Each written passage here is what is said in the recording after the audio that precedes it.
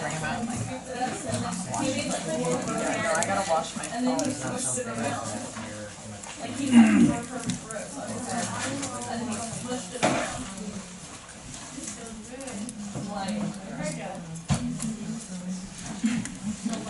All right, let's get started. And, go ahead and close your laptops, put your phones away.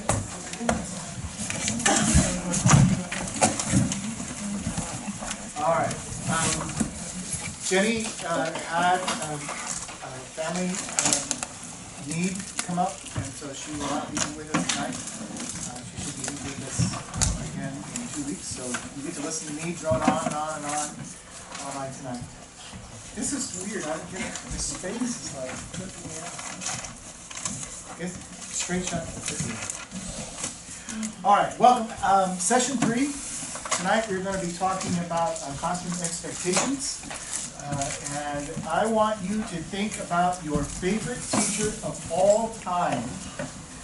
And then you're going to share with the person sitting next to you who that person was and why they were your all-time favorite. Ready, go.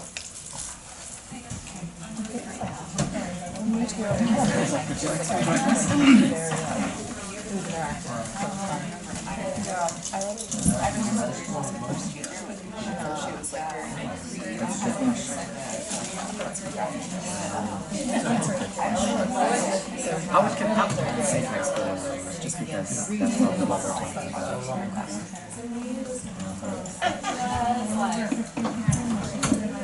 I had him twice, once for AP and then once for veterinary.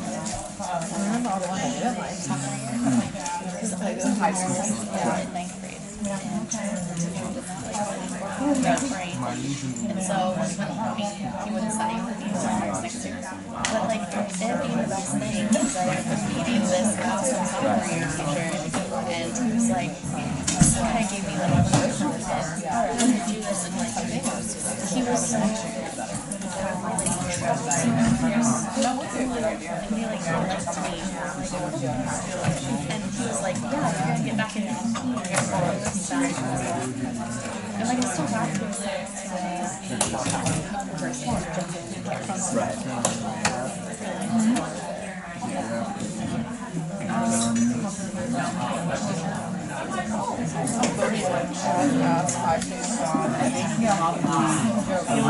Biggest impact on me, probably. I had her all. The first year I had her as a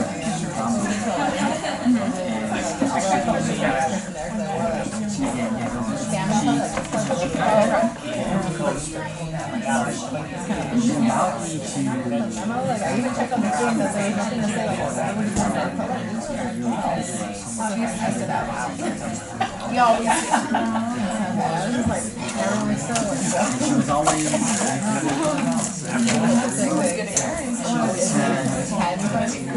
yeah.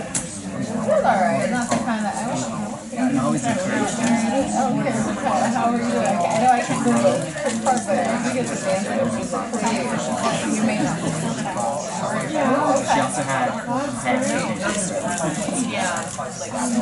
There's bigger, like, but then someone gives you the concept that like you're getting or even just I always did my work, but plug in this phone. But you know what? Plug in that's what we're gonna do. Like when we just tell people to ask me, and I have 5 years. Or no, I still have my free. I haven't used the free membership yet, so I'll just. That's perfect. Then he was like, well, and he has Apple Music, but like amazing things where he doesn't get social situated at all. That sounds better. I was like, you're not wrong. They have my reset go on. I was like, oh man. To this day, I remember like Taylor Swift and the Poppy. More Poppy than nothing. Like just I would go to the other coach after school to get help, and he was like, "What is she doing?" I'd be like, "Well, she said to do it this way." Why would you know? Then why does she work here?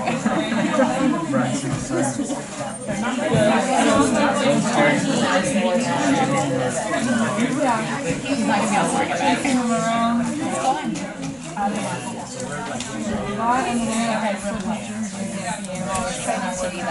Three, Right.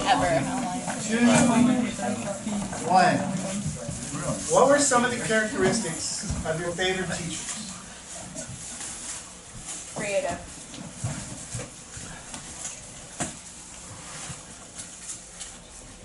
Would that be another way of saying they were interesting or engaging?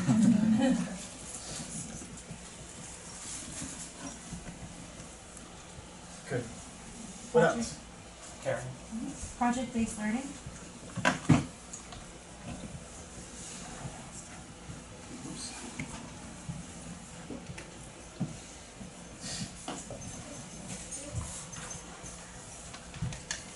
Flexible. You mean like physically they can bend? Flexible, I think. I've lost that skill. I had a teacher that realized I was a bad test taker, and so she gave me something different to assess my English instead of just a test, and I was able to get a better grade. Nice. So flexible and like understanding the needs, I guess. But still expecting you to get to the standards. Right. Good. What else? Calm. Calm. And I don't know how she stayed calm. So she's out of high school, so.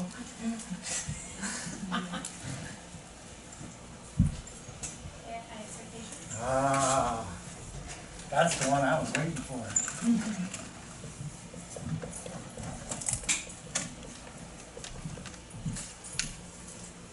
How does this contrast to the teachers you didn't find to be your favorite teacher? Is that a nice way of saying it? What were some things that the teachers that you had that you went, oh my gosh, I got so-and-so?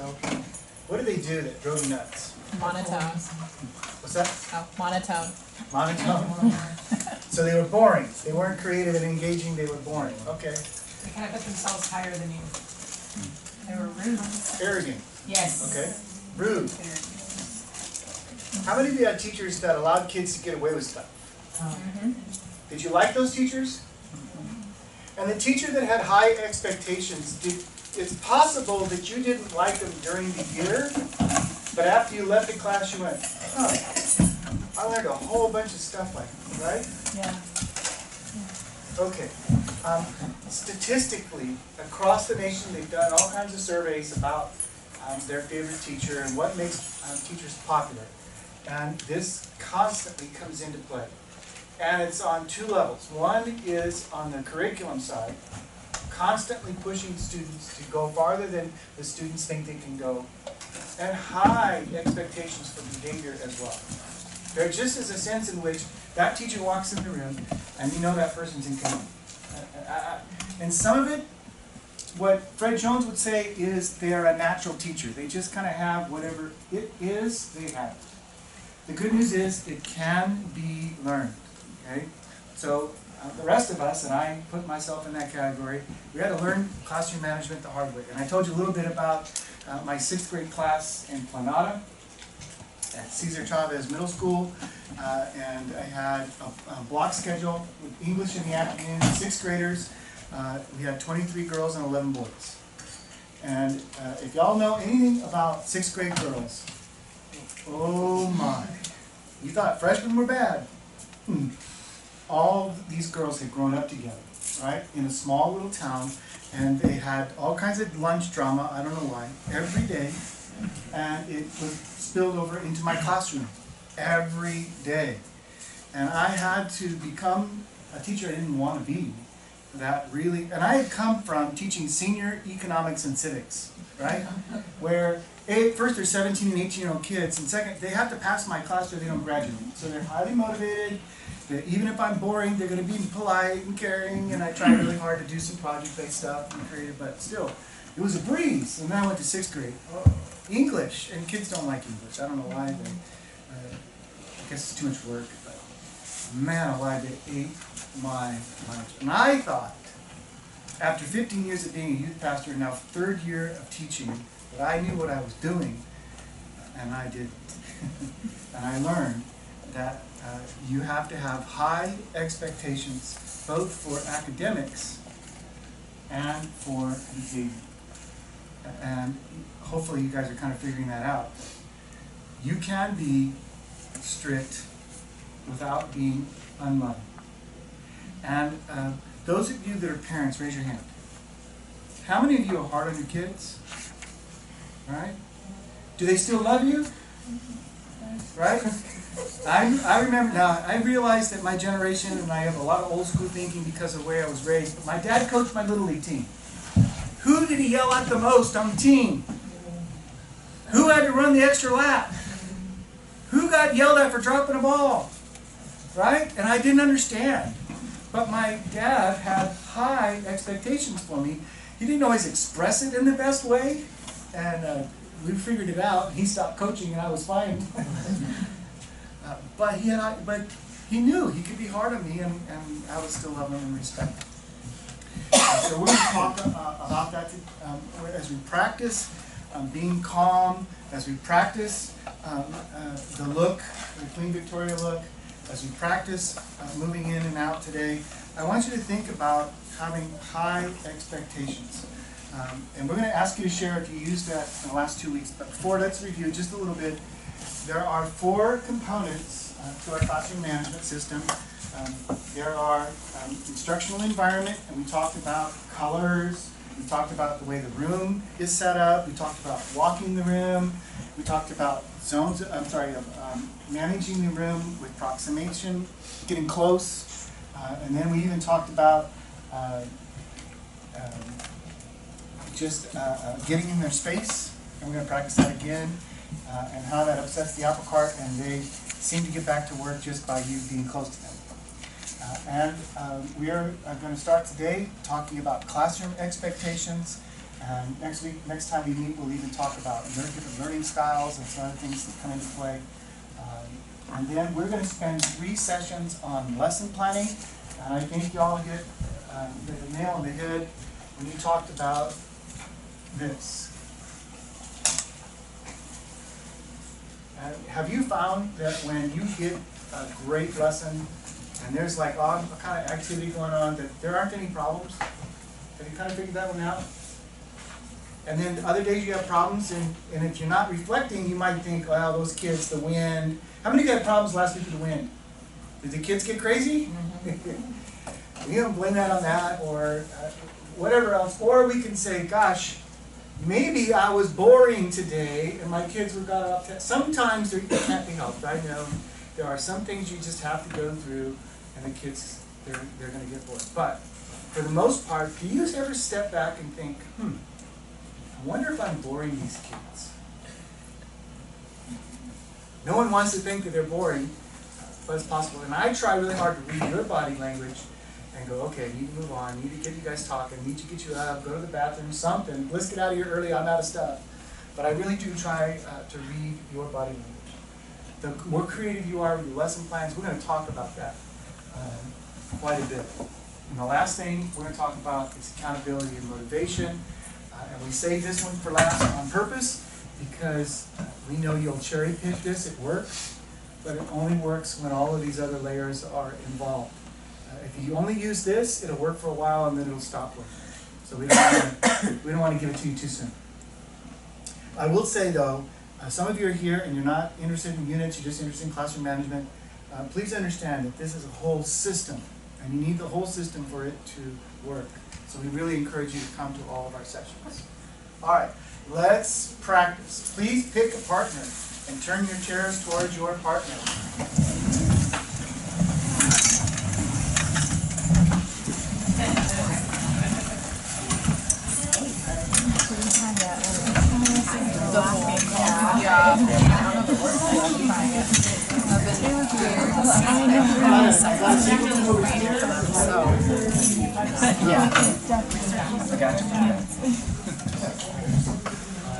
Are you going over there, or so you want to go and join these two? All right. The youngest person is going to be A, and the oldest person is going to be B. So you might have to figure that out.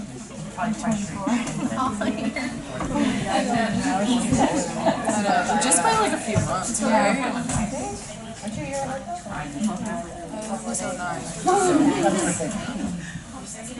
All right. Youngest people, you are going to be calm. Oldest people, you're going to antagonize them.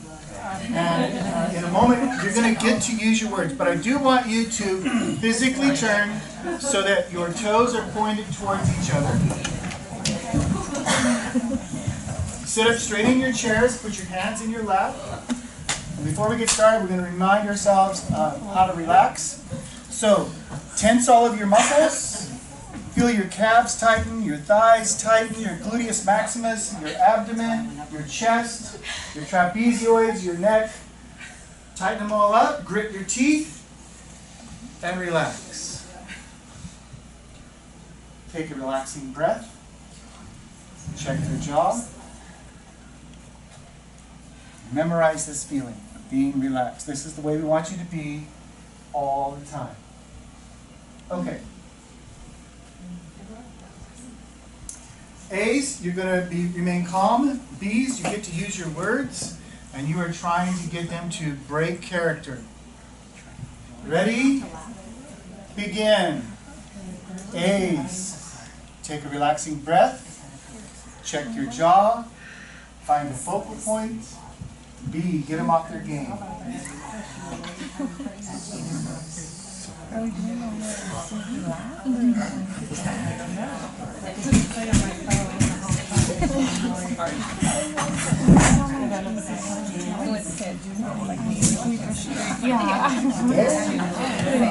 Three, 2, 1. Well, I didn't hear a lot of laughing this time, so we've made some improvement. We've actually grown. Let's switch roles. You started. Let's switch roles. Let's switch roles. Ready? B. Take a relaxing breath. Check your jaw. Find your focal points. A's, antagonize them.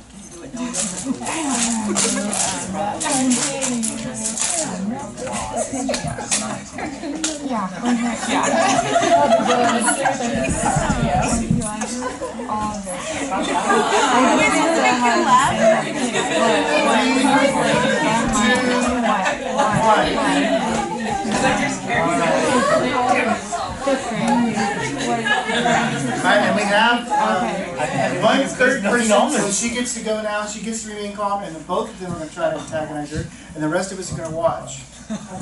So relax. Check your jaw. Take a relaxing breath. Find your focal point, and you two antagonize it.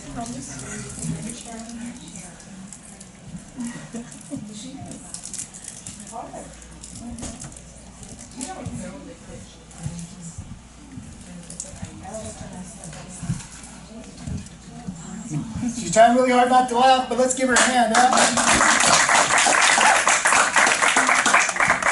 All right, everybody stand up.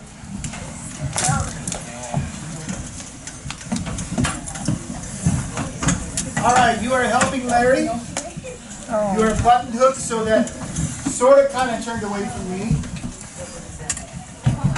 You have a hand on a desk because you're helping a student. You sense there's a problem over here. You check the problem. You turn back down. Take a relaxing breath. You say, "Excuse me, Larry." Excuse me, Larry. You check your jaw. And slowly turn towards the problem.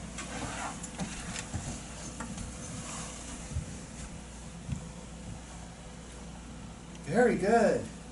Very good. Let's try that again. Make sure you turned away, though, so you get a full chance to turn. Full chance to turn. All right. You sense there's a problem. You look up and see the problem. You look back down. You say, "Excuse me, Larry." Excuse me, Larry. Take a relaxing breath. Check your jaw. And slowly turn.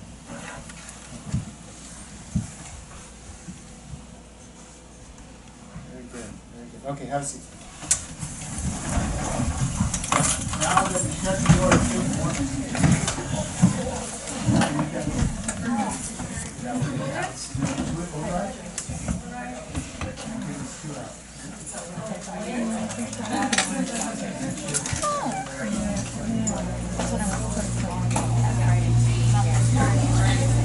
Okay, now I gotta talk louder.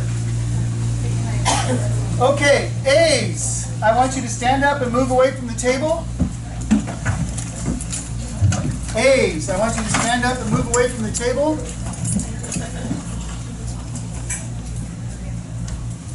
B's, you're going to be a disruptive student, but you don't have to be noisy. So you're going to move away from your person because you're going to have to walk in. So make sure you're good 6-8 steps away. All right, so you are helping a student. You're helping Larry. Hi. Your partner is making all kinds of disruptions. You look at disruption.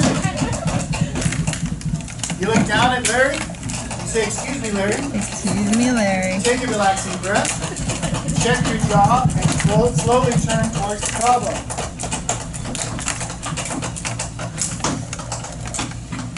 The problem is not going away, so you slowly move in.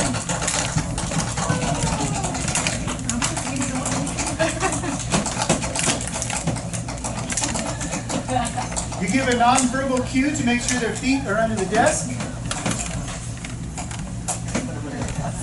And you tap on their work to see if they'll get back to work.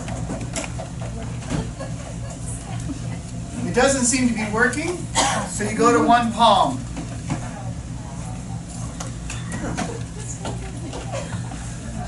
The student is getting back to work, but you don't leave. You wait for compliance. You stand up. You thank your student. And you move away.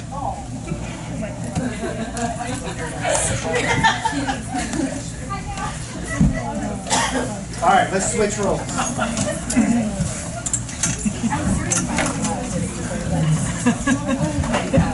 Oh, they're still, they were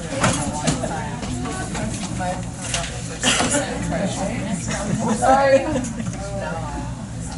You sense there's a problem? Check the disturbance. Sorry. You say, "Excuse me, Larry." You take a relaxing breath. Check your jaw and slowly turn towards the problem. It doesn't seem to be working, so you slowly move in.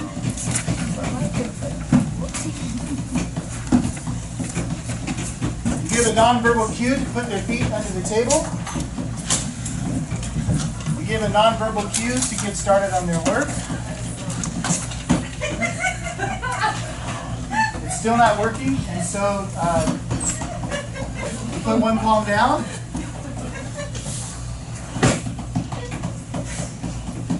Quietly, so no one else in the class can hear, you ask the student to take the papers off of the vent. You see the student is getting back to work. You stay camped out. You stand up. Thank you, Charlie. And you move away.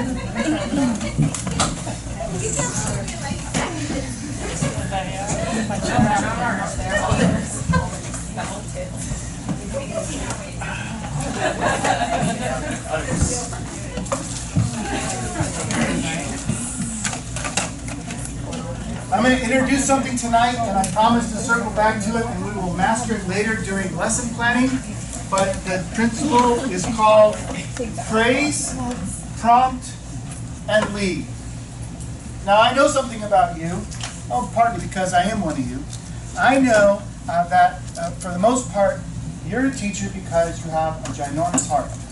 And you love kids, and you want to make a difference. And your approach most of the time is to be very kind and accommodating and gentle and loving and caring. And the problem is that we have a tendency to slip from loving and caring into enabling. With your partner sitting next to you, explain what it means to be an enabler. Go.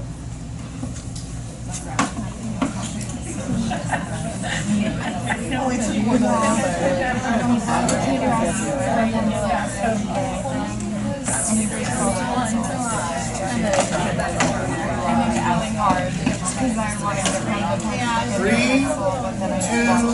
one. How many of you experienced this? You spent 10 minutes, 15 minutes giving some direct instruction about something, and then you did some you did some work on the board, whether it was math or whatever, or you did an outline of the thing you were going to write, or you answered some science questions. You did something together. And then you said, I want you to independently work on questions 4 through 6. And as soon as you say, please do questions 4 through 6, the same students consistently raise their hand. So you walk over to that student, and so every day, and you said yes, and they said, I don't know what to do. And you said, well, what part don't you know how to do? I don't know how to do any of it. And so because you're kind-hearted, and because you have a tendency to slip into enabling, you reteach the entire lesson in about 10 minutes. Help them out, get them started, and then you move on. But there were 6 hand raisers, and so you go to the next one, right? And now by this time, their hands like this, or like this, and then the desk, right? Because you do have some management. You told them they can't talk in class, but here they are, and they're. If you ever are old enough to see Welcome Back, Kotter, anybody? Thank you. Horseshack, me, right? The rest of y'all, what the heck is he talking about? YouTube it. Welcome Back, Kotter. And so here's Horseshack. He's got his hand up. So you go over to the second student, and once again, in 10 minutes, we teach the lesson so that they can get started. If you think about that context into the same context we talked about with our 3 zones, and what colors were they? Red, yellow, green. And red means what? Kids are not goofing around. They're not goofing around because I'm right here and this is the red zone, and they know that they can't get away with anything. Cell phones magically get put away. Attention span comes way up. And even if they weren't working, they fake it out and right, because they just want me to walk away. All right, yellow zone is kids are checking you out. Is he looking at me? No. Is he yes? Oh, I better get to work. But in the green zone, y'all are having a party back there, and everything's funny, and the work is getting done. The longer I stand here tutoring a student, the more my green group is getting out of control. How do I walk the room? I'm going to introduce this tonight. I promise to circle back to it. But here's the premise. Think about way back in the day, and you're in the jungle, and that's where you live. And you have to go from A to B. And any of y'all afraid of spiders or snakes? Like snakes are I can't stand snakes, right? Now think about being in the Amazon rainforest or the safari, Africa, what is the word I'm looking for? Thank you, Savannah. And there's lions and tigers and bears. Oh my. What are you going to be doing as you're walking along? Do you take in the pretty scenery and the colors and the awesomeness of the trees and the snow on the peaks and the waterfall? Or are you on high alert for animals that could kill you? High alert. You are pre-programmed DNA, your brain is wired to find the problem first.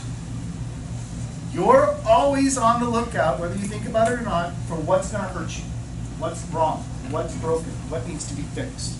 Okay? Now, think about this. Now we have a 4th grade situation. You're teaching math, and I know this is stereotype, but it kind of fits. And if I'm gender biased, I'll admit it now. But here's my 4th grade student, and I will tell you that this was my daughter, and 4th grade, and she hated math, and she struggled with math, and didn't like it, and therefore just was a self-perpetuating loop. Imagine you're the teacher, and Ashley, my daughter, raises her hand and says, I need help with this division problem. And you walk over, and the first thing you say is, oh, well, you multiplied wrong. It's very innocent sounding, isn't it? we were using that part of the brain I just described where the first thing we find is the mistake. But Ashley's sitting there and going, yeah, of course, because I'm a terrible math student and I can never multiply problems correctly. You just accidentally reinforced that label that she has in her mind that says, I'm a bad math student. Now, if you'll pardon me for a moment, I'm going to get on the soapbox for just a second. And I'm going to take off my hat and I'm going to preach. You ready? Here it comes. All of us carry labels in our head, and they're inevitably negative. All of us carry labels in our head, and they're inevitably negative. They are given to us by people that care about us, or our enemies, or we acquire them through experience, or we give them to ourselves. And I'd be willing to bet, and I'm not going to do this to you, that if I had an exercise today that asked you to think about those negative labels and write them down, you could probably come up with 5 or 6 of them. There's a story of a woman and a man married, and the man would come home, and often he would go to the restroom for 20 minutes, and he'd just be kind of out of sorts and grumpy when he came home. And finally, the wife just broke down in tears, and she said, I'm so sorry, I'm irritating. That was her label. I don't mean to be irritating, and I don't understand how it is that every time I come home, you come home, I'm irritating you. And I'm so sorry, and tears are just flowing. Crazy. And he looks at her like she's crazy. Who told you you were irritating? Well, every time you come home, you're in this horrible bad mood. And he looks to her and says, are you kidding? You're the best part of my day.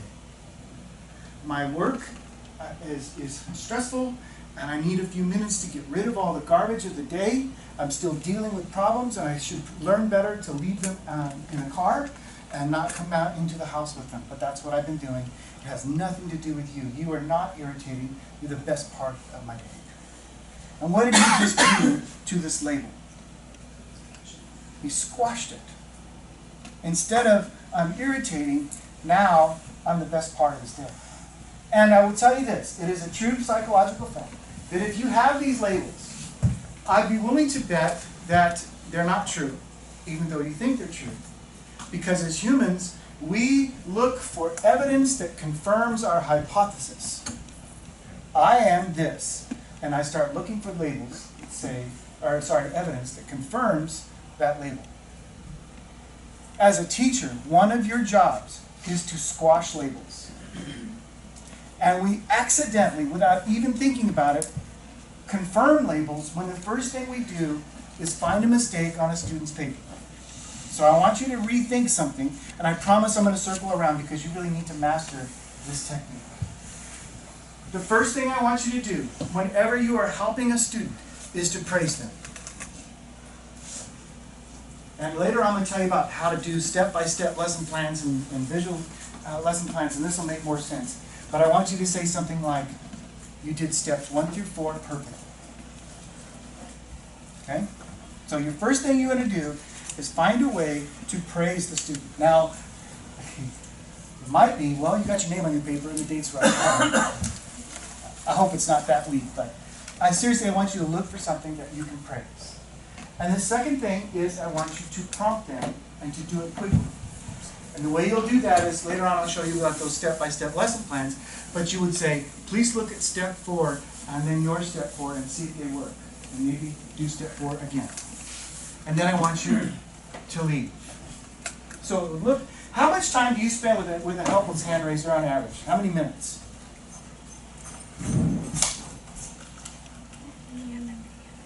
How many of you think more than 5? Less than 5? Like total or? Just somebody raise their hand and you come over to help them. How much time do you spend? About 5 minutes, 6 minutes? Okay. Watch this. So you're the helpless hand raiser, and we're in 4th grade, and we're doing long division with 2 numbers on the outside. What is that? The divisor, and 3 numbers on the inside, the quotient. Is that how? Did I say it right? Dang it. That was an English student. Okay. Come here to me. Hannah. Hannah's got her hands up. So I come over to Hannah, and I say, wow, Hannah, you have steps 1 through 4 correct.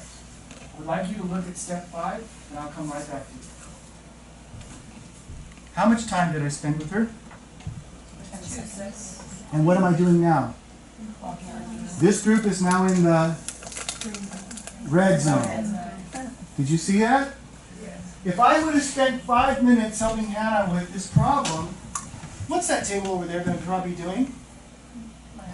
And there's a good chance that my back is going to be turned to him, right? And then I have to go through this there and this, right? So we're going to work on that. I just wanted to introduce it to you today. You don't have to master it, but at least think about how can I praise a student before I correct a student.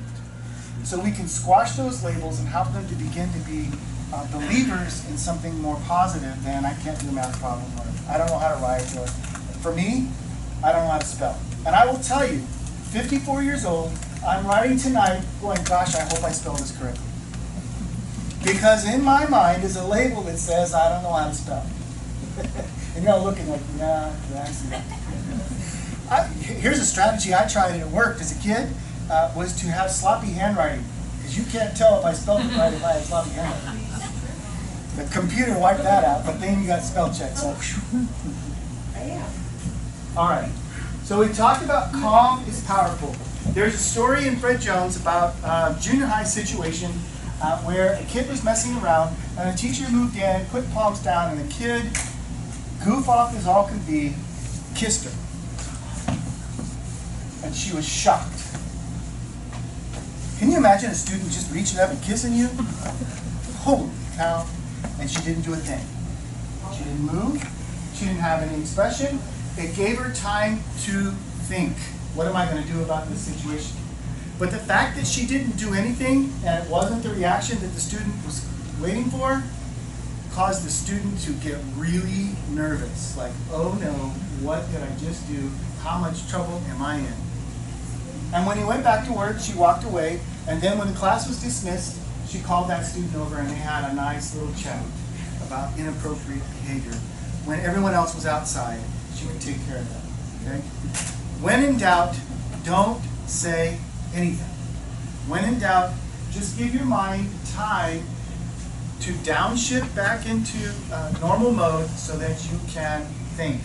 Being calm is powerful. How many of you tried approximation this week? How did it work? Really well, and then not good, and then well. All right. And then the kid's kind of like, whoa, why is she standing here? First kindergarten, right? Did it feel weird to you? Yeah, because I was supposed to be up front teaching, but I went and walked around and just stood there and waited till he was done. But it's helped with him a lot, besides you through a chair.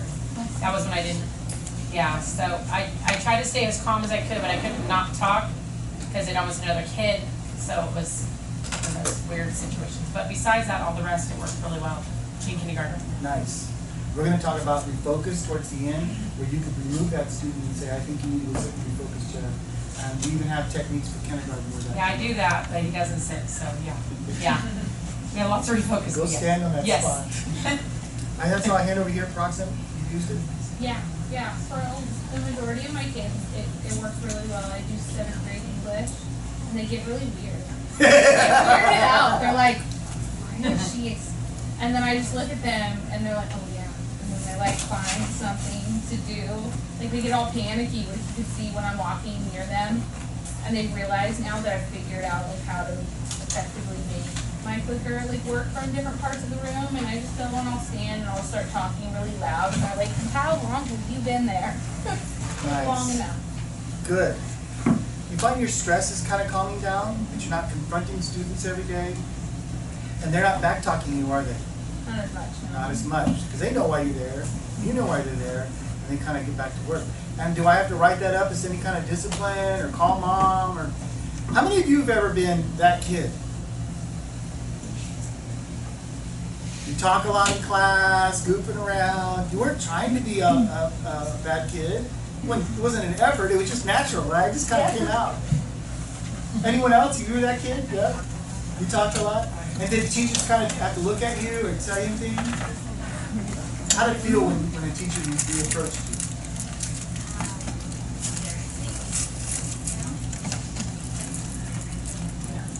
Did you ever have any teacher yell at you from across the room? Say your name or anything like that? Have you ever heard this? If I have to come over there one more time, have you heard yourself say that?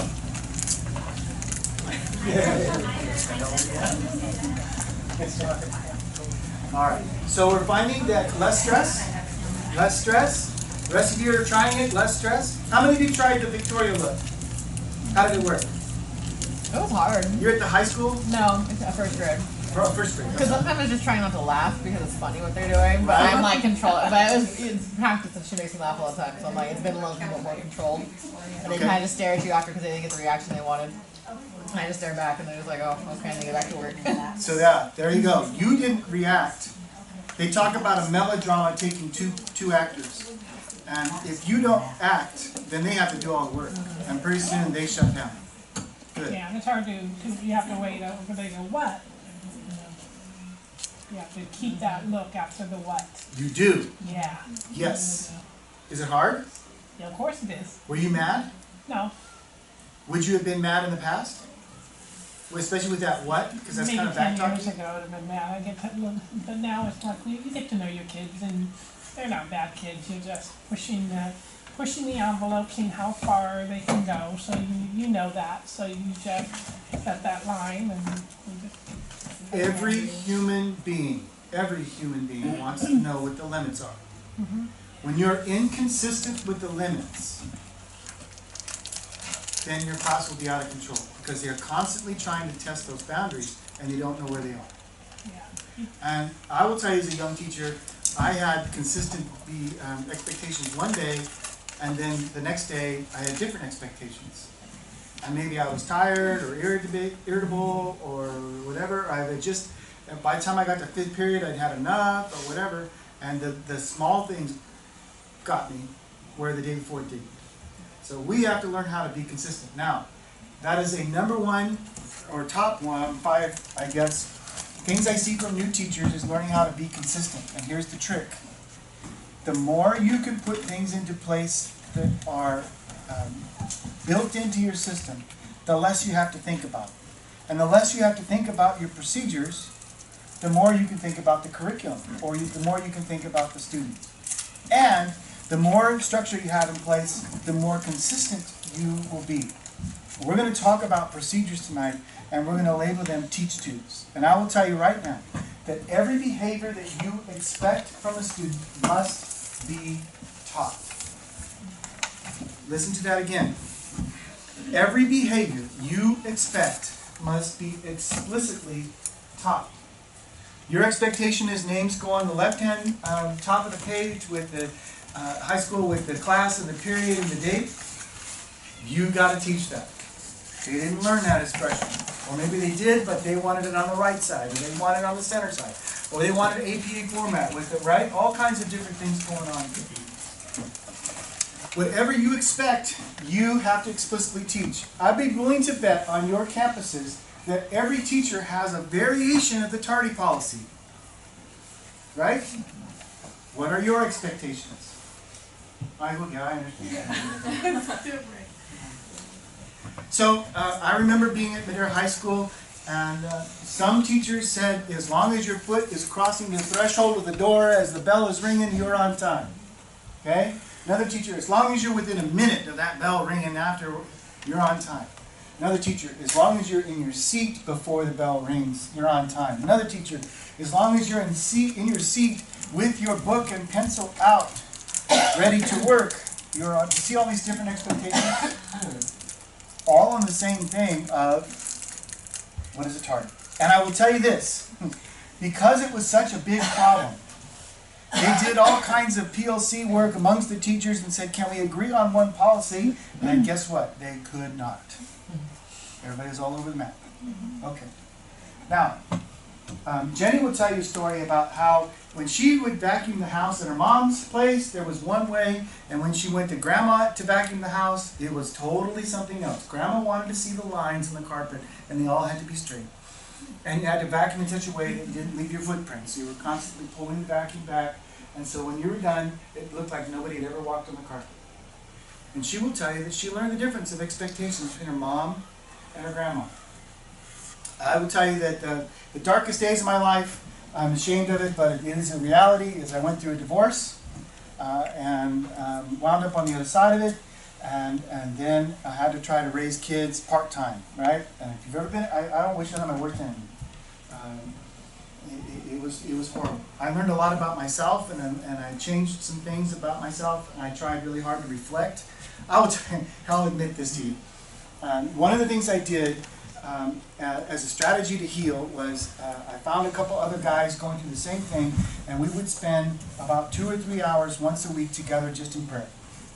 And I wanted to pray, Lord, I pray you expose her and let her, I want everyone to know what's going on. And my buddy said, are you sure that's what you want to have happen? Yeah, I want that to happen. And later on during the week, the Holy Spirit kind of spoke to me and said, that's fine, I'm going to answer your prayer, but I'm going to do the same thing to you. Lord, I pray you bless her, put favor on her. I learned that if I bless my wife, I'm blessing my kids, and even with my attitude. And I will tell you that I wasn't that way when I started, but I got there, right? Having said that, I had kids one week and then not another. And my daughter learned a strategy with her mom. My daughter actually learned that if she wanted something, she had to ask 99 times. Right? Mom said no, but no, but no, but no. Finally, after the 99th time, Mom would say, fine, Ashley, whatever. Then she would come to my house and try the same strategy. Dad, can I know? Dad, can I know? Dad, wait a minute. Ashley, yes. Let me remind you about something here. What? Right now you have happy dad, and the answer is no. In a moment, you're going to have mad dad, and the answer is still going to be no. What choice do you want to make? Well, but make a choice. Just let it go. And now she learned that there is one expectation at Mom's house for asking a question, and another in my house. Okay? You have expectations in your classroom that may be different than other teachers on campus. Even if you're in a deployment situation and you only have the English only kids for 30 minutes, or you have the EL kids for 20 minutes, or you're doing math, or you're a single subject and they have 6 different teachers, guess what? They will learn your expectations, even if they're different from every other teacher on campus. And tonight my challenge is they need to be high expectations. You need to mean business. Okay? All right. So let's figure that out. I circulate around the classroom all day to make sure the class runs smoothly. I need a pair of comfortable walking shoes. Right? We want you to move around the room. Word of advice, without little exception, you shouldn't be sitting behind your desk during class time. Okay? And admin walks in and sees you behind your desk, that's a red flag. And let me show you on the admin side of things how this works. They're going to come into your class, they're going to do that informal off, they're going to check things out, and everything's good, and they're not going to come around for a while. Everything's great, you won't even hear from them. They walk in your classroom and see a red flag, they're coming back next week. And they made a note to themselves, more investigation needs to happen. And they keep circling around. Or, here's another way to get a red flag so that you get a more rigorous evaluation. Show up late for duty as assigned. How many of you have recess duty? How many of you have ever been relieved late because the teacher that was supposed to come out didn't come out on time? Was it irritating? Especially if you're like, I gotta go to the bathroom. Yeah. Come on, I had 4 cups of coffee this morning. Let's go. Oh, I'm so sorry I'm late. I go to come on. What if you skipped it altogether? Do you think that teacher that you were supposed to replace would tell on you? Yep. All right. You were. I had this one. Did you know that kids will snitch you out? They don't even know it. Right? So they're going to go, they're in the office for another reason, and the principal's going to ask them, well, what other teachers do you have? And what do you like? Well, how's so-and-so doing? Oh, you wouldn't believe it. We get to all the time. We saw a movie on Friday, and hello, there goes another red flag. Big deal. Being on your cell phones. Your kids will snitch you out. Put them away, people. Put them away. Okay? It's probably the top 5 complaints I get from admin is teachers on their phones or sitting behind their computer watching YouTube. Come on, guys. Don't do that. When a red flag goes up, you're going to get more rigorous evaluated. Be careful. Walk the room. All right, Jenny wants you to know you should identify students that need frequent attention, whether it be discipline, accommodations, or focus. Why do we need to identify them?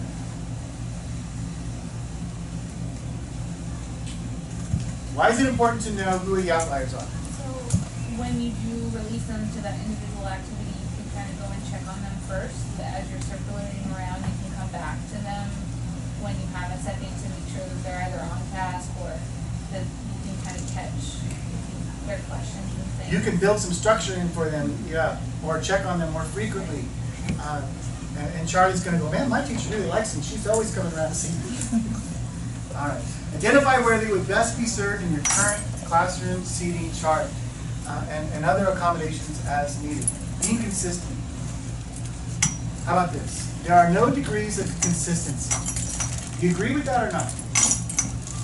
Can you say I'm mostly consistent? You either are or you aren't. It's either yes or no, there's no in between. You can't say, well, I'm sort of pregnant. You either are or you aren't, right? There's no in between. When you see unacceptable behavior, you are either going to act and your rules become reality, or you fail to act and your rules are nothing but air. What do you think about that statement? Talk about it in your table. When you see unacceptable behavior, you either act and your rules become reality, or you fail to act and your rules are nothing but air. And they watch you. Because that noise goes up, and they look at you, and they look back at the first day, look at you, and what you're going to do. So, the thing is, I guess so when is it? Instead of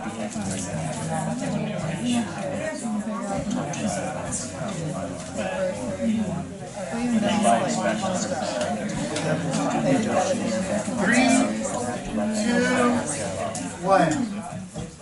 What happens if we don't act? They'll keep pushing them. the kids think it's okay, so If they. they, it's okay. You've just made a reinforcement error. So let me say it this way. The standards in your classroom are whatever you let the kids get away with. The standards in your classroom are whatever you let the kids get away with. The standards aren't whatever my administrator says, or what the school rules are, or what they say in Markarian's classroom. The standards are whatever you say they are, and reinforce them. Here's what I want you to start thinking about. Do not abdicate the discipline in your classroom to somebody else. Here's an old school story. How many of you heard this? Wait till your father gets home, because you're in trouble. Wait till your father gets home. Now, Kevin, he was afraid of his mom, so he had no problem. Mom said something, that was the end of that.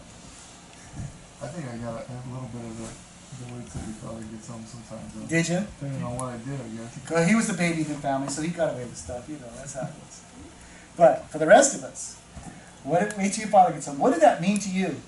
Well, I can goof around until Dad gets home, right? Who's really in charge of the house then? Dad. Mom wants to be nurturing and caring. Dad's going to come home. That's the end of that. And you're like, well, no, heck no, I never missed my mom. I didn't either. My mom was mad, but she spanked my brother one time. I watched it happen, and he started laughing because she didn't hit him hard enough. Same brother. My dad went to go paddle, and he goes, Dad, I love you. First time it worked, it didn't happen. The second time it did. I tried the underwear have you tried that? If you had parents that spanked, I did. My dad had a fraternity paddle. I will tell you, I had it coming. I have no problem with my dad spanking me. And so I tried the, let's put on 10 pair of underwear trick. And he bends me over and sounds like a pillow. Pull him down, boy. Now I'm scared, right? Now I'm scared. I'm 6 years old. I'm scared. He's going to paddle me. So what do? I put my hands back there. Oh, heck no. He just went ahead and hit him. Yeah. Yow! And then he hit me again on the bottom. Yow! I will tell you this. I would rather have a spanking than my dad look at me and say, son, I'm really disappointed. Oh, that broke my heart. Don't tell me that. If he knew the power of those words, you disappointed. That lasted days. The paddling lasted 10 minutes. I got over that real quick. In your classroom, at all times, discipline comes before instruction. Why? Why is that so important? Why are we saying the discipline and the structure and the routines come before instruction? If you don't have that, then you can't teach. Forget about it, right? Have you guys ever been in a class for a whole year that was out of control? Yes. Come on now. Were you miserable? Absolutely. Discipline before instruction. And I was observing a class the other day, and the teacher's talking, and the kids are talking, and he never stopped to get their attention. What did he do? He said, it's okay to talk in my class while I'm talking. He said, it's okay not to pay attention to me. He said, what I'm telling you isn't that important. Wow. And he doesn't even know he said that. He's given up. He's tired of fighting. Discipline comes before instruction.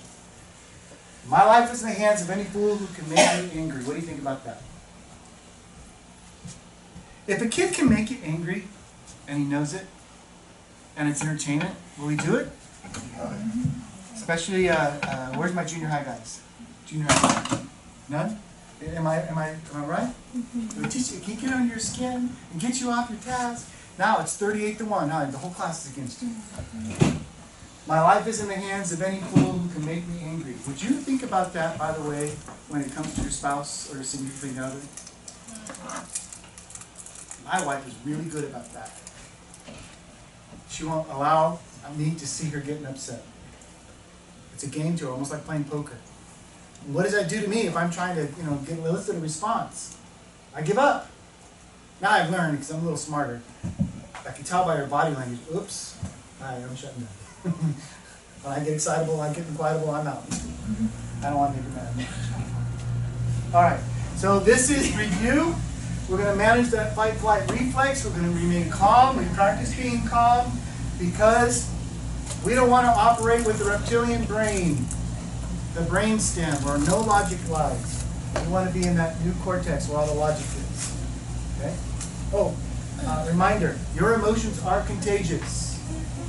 So, you had last Monday, some of you had Monday off, right, last week? Yeah. On Friday, were you a little excited about that? Kind of giddy, like, Did the kids pick that up, your body language and your excitement? And you're like, oh, wait a minute. Check it out, Halloween's coming.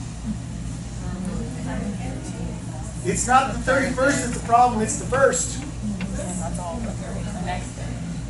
Wired on caffeine and sugar. And they got it in their lunch bag and you didn't even know it. I'm preschool, we have no kids on Friday, so. Because they're the ones with the most candy. Hey, you're having a bad day and you're upset about something that has nothing to do with them. Does that emotion carry out to your classroom? Yes. Your administrator walks in and you get nervous. Do the kids get nervous? Yes. Can they tell the difference? Yes. Yes. Emotions are contagious. All right. How in the irritable groups, I want you to talk about these 3 questions. How is the fight-flight reflex related to stress?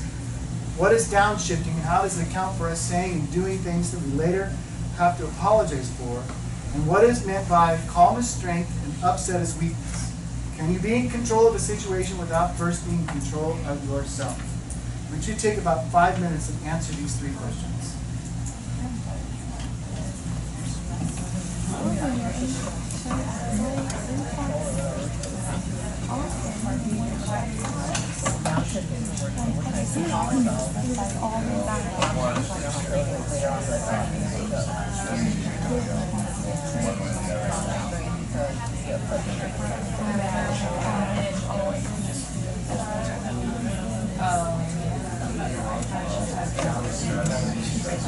sometimes like he'll, like I'll be working my hours, and he's like pretty high over there, like high.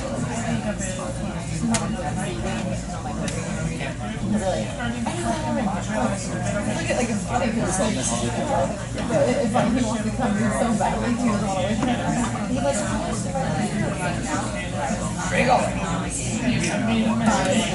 like his song reading was like the whole he just went low. Oh, and then they'll go and they'll be happy to start reading the whole book. I don't know. And I was like, oh, I guess I'm going to wait for that.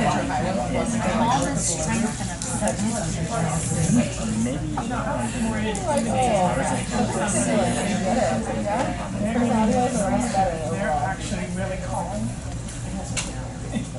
That's actually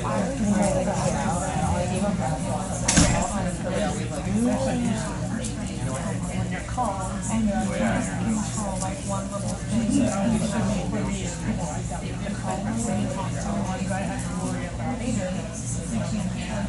They're still upset at me and I'm thinking that I can go figure out what anyway, but they're still mad at me.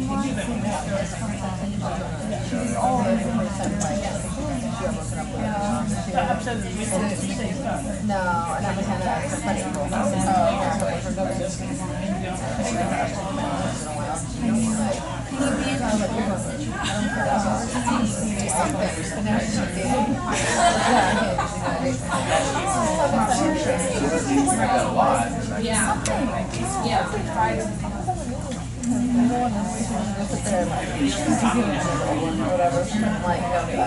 That's where you go.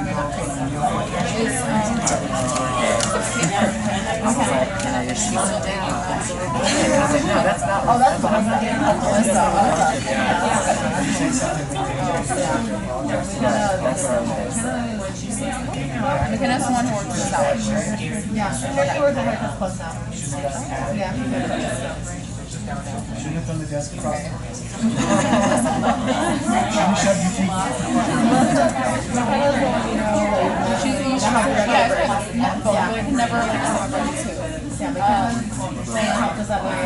Yeah, and then Melissa's the long blonde hair.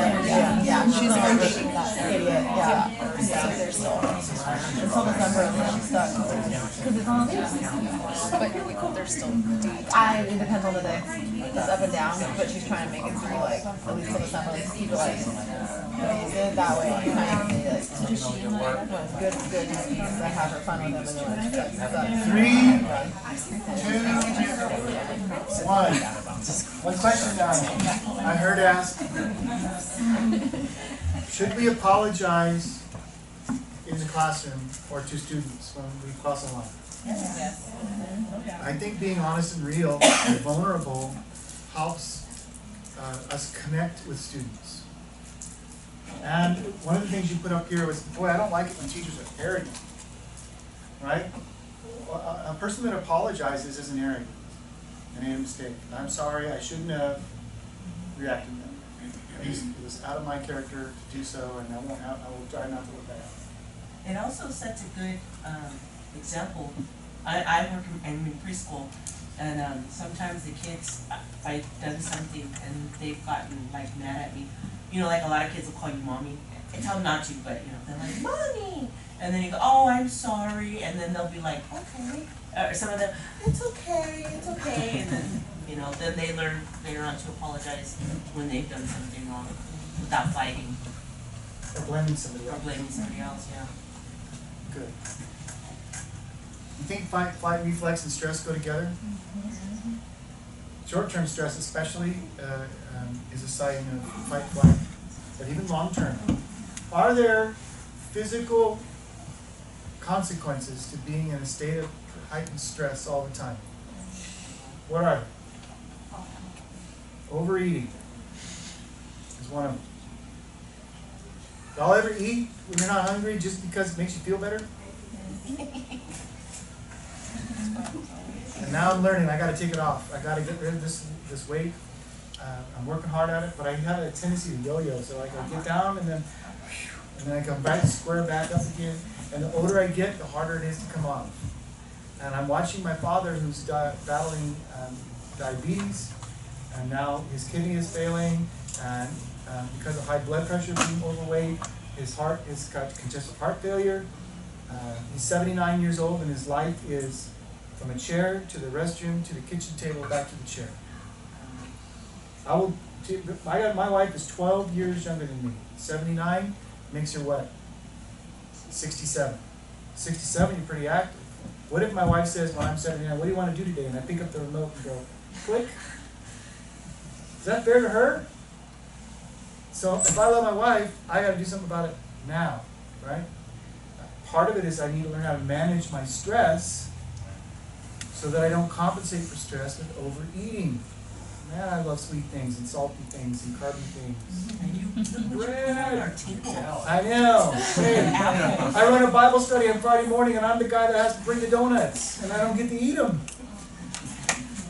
I get it. I get it. I do try to put some better stuff out over there. There's some pretzels and stuff, and there's diet soda, and there's water. I want you pumped up. Come on, get baby. Don't fall asleep on me. All right.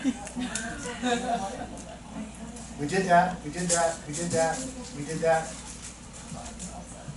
We did that. All right. Expectations are expressed through policies and procedures. Procedures have a procedure or routine for everything. Know your policies and teach them to the students. What are your behavior standards? Teach them. Everything that you want them to do has to be taught. And we're going to call them a teach to. So if there is a behavior that you want to teach, that you want them to have, we're going to call it a teach to. So I gave you some papers tonight. And actually, this one's upside down, so I want you to start with this one. But before we start, let's do this. Let me give you about 7 minutes to go use the restroom, stretch your legs. I don't want everybody falling asleep because I know I'm bored. So, 7 minutes break, we'll come back at 5:45. But when you do, your paper should be with the square. You want with the square.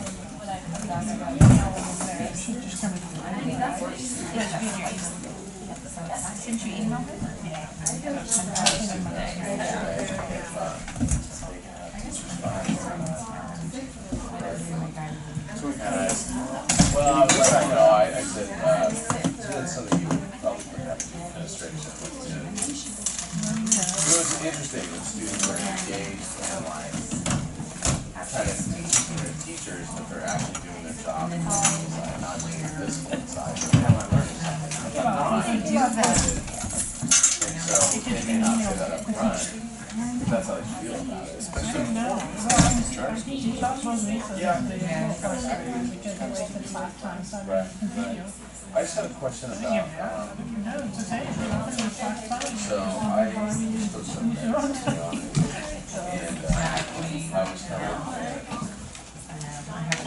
instructions and that sort of thing, but it was saying like the actual.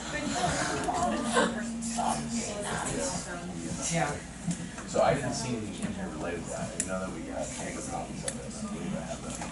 No, I just wanted to make sure. You can also glue it. I don't know, I've got kids. And then I had one kid who said, no, I didn't.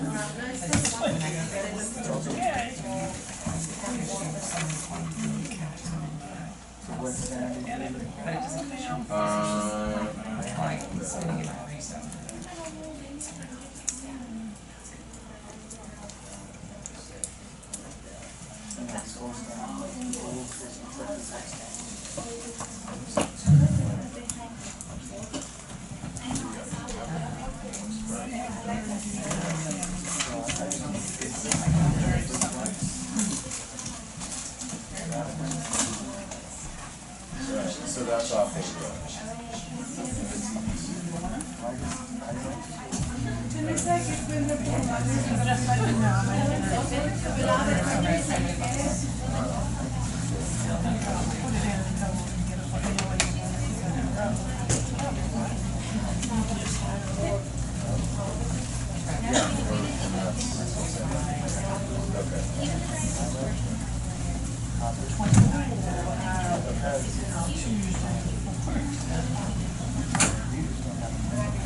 Right, no, I get it, and that makes sense. I'm just kind of thinking like, what was it,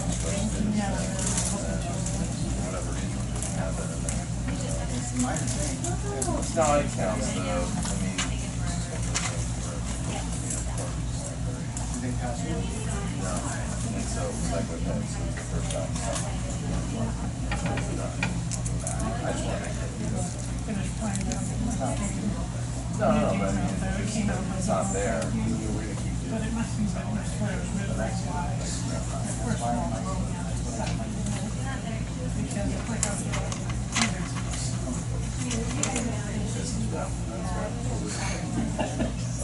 there was that, and then it was the dialogue, and it's like, oh, there's stuff. Hey, now I know what's gonna happen just by responses.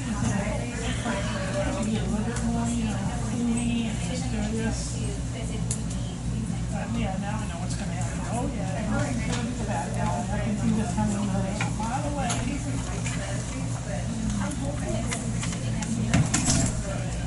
I mean, it was okay.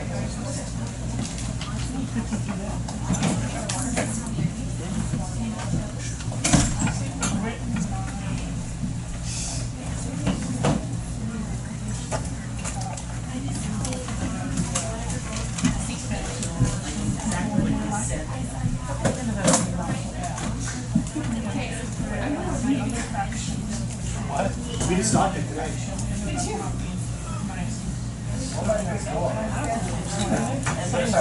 about $200 for the stuff. They just worried about science. We have, right? We have, Somebody there just came off where I was doing I know it's to the time.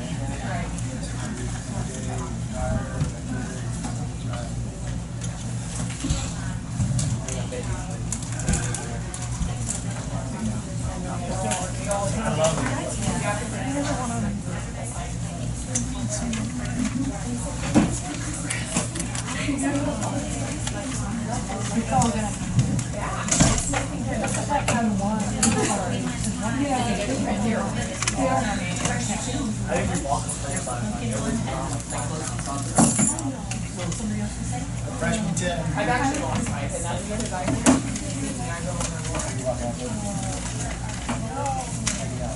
I had a kid that I had, Is that commercial where the guy's selling code or something like that? Tailgate. he turns around, he's got We type. talk about tailgate menu, the guy says, oh, the guy from Texas goes, oh, what?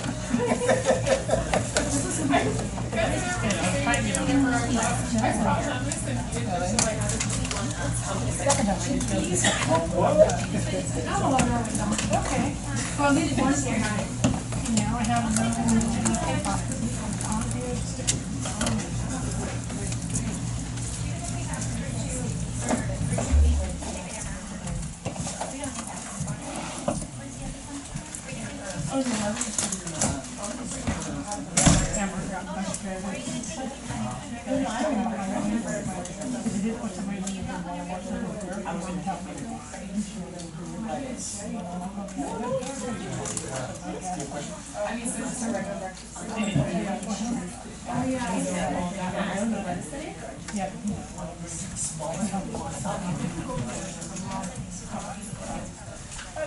Okay, take out that green paper with the square and answer this question.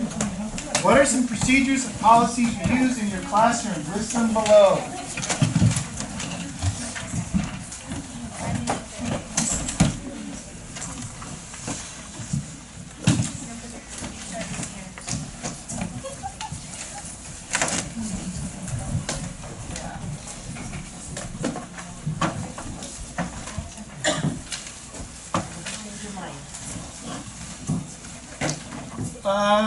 One mistake I made. Some of these are elementary and some of these are secondary. If you got a secondary but you want an elementary and you want to trade me, would you raise your hand, please? Oh, I got a second. Oh, yeah. You want a I second? got secondary. You want an elementary or secondary? They're one of them, no, that's secondary. You want secondary? You took that. You want secondary? I want secondary. I got secondary. So this is This one? that should say second. You have secondary. Oh, secondary, you want secondary? You want secondary? You want elementary? Yeah. There you go. Sorry about that, guys. That's my mistake. I should have been more explicit in my directions. You must teach every behavior you expect. And I didn't do that. I apologize.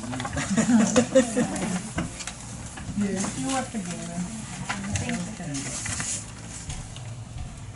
I'll treat you your secondary.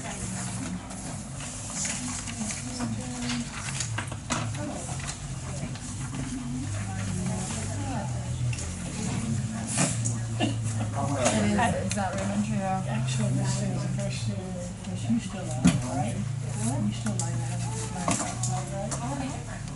You saw them line it. I just do it. If I can get them in your seat really quick, too. Yeah, just go to sleep. Go to your seat. Go to your seat. Just I'll line up at our doors. Why would they go out to the yard? It makes no sense to me. Spend more time going down the wall correctly, that I waste time. So if you just get them to come in, somehow make it work. What was your class year, the playground? Okay. In your packet, if you look, it's blank kind of on the front. And I'm going to tell you that everything you expect from a student has to have a procedure. And in order to establish that procedure, you have to use a teach tube. You have to teach it. So, how do you want students to put pencils away? How do you want students to stack chairs at the end of the day? How do they line up for lunch? How do they go to the media center? What do they do with late homework? How do they turn homework in? How do they get books out? How do they get books in? How do they line up? You see where I'm going with this? The truth is that you probably have 5 rules in your classroom. 3, 4, or 5 rules. And they all center on something that has to do with respect. Respect the teacher. That means, and you interpret it. Don't talk while I'm talking. Don't get up while I'm right. Respect each other. Don't touch each other's stuff. Don't touch each other. Right? Respect the classroom. Don't carve your name in the desk. Don't pick up the trash. You probably have all these rules. Some of you might have even decided to have the students help you come up with your rules. Right? And they signed a contract maybe. The rules are okay. The real issue is your procedures. Okay? Policies are, we don't do that in this classroom. Or this is the way we do it in this classroom. Okay? Or this is the way we do it. This is the Webster way.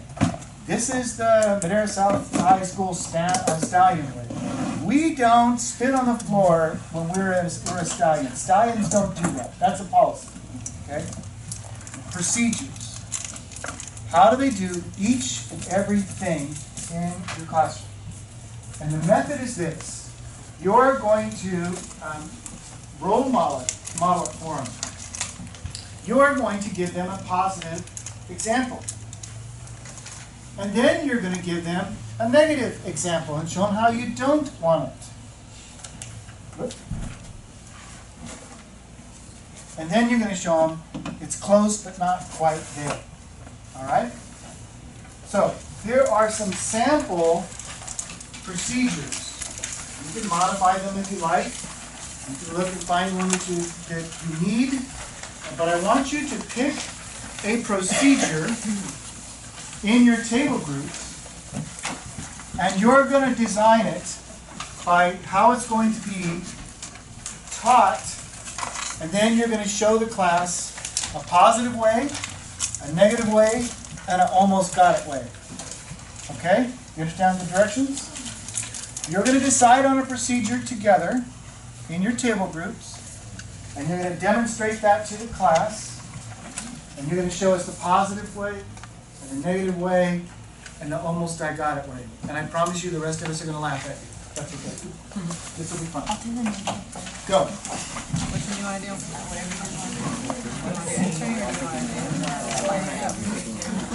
do? Or we just do raising hands with them on your seats.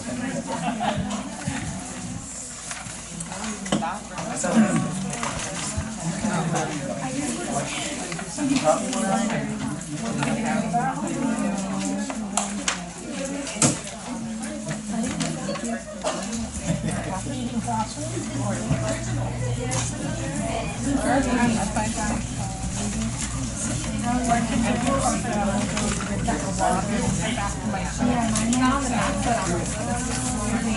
Oh, the same.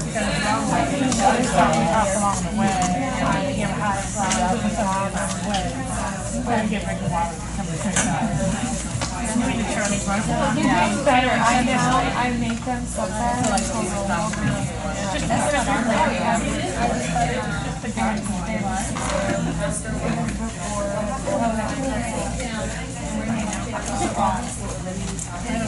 well, they just couldn't handle putting the homework away and packing it here. We can just do the leading across. That way it's a grab. Oh, yours says elementary class. Mine says secondary. Oh, you're doing all the natives. Are they secondary? So I do we could try like Okay, I was like, where's the, I don't see it. I keep looking for it. I have bathroom usage. And oh, right. I don't do like that.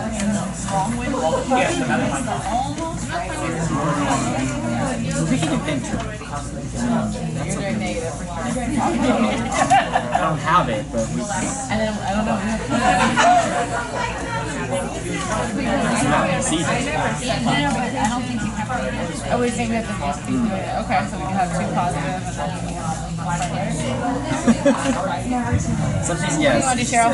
You want to do negative, spend some time. almost, not quite? Okay.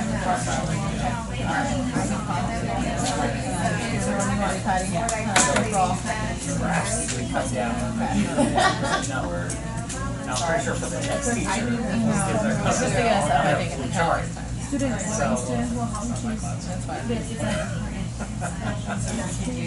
but that work.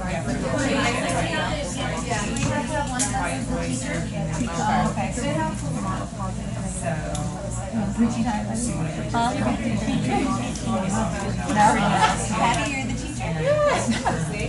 I'm done being teacher. I'll be teacher, it's fine, at least you guys are adults. I know. so we have positive?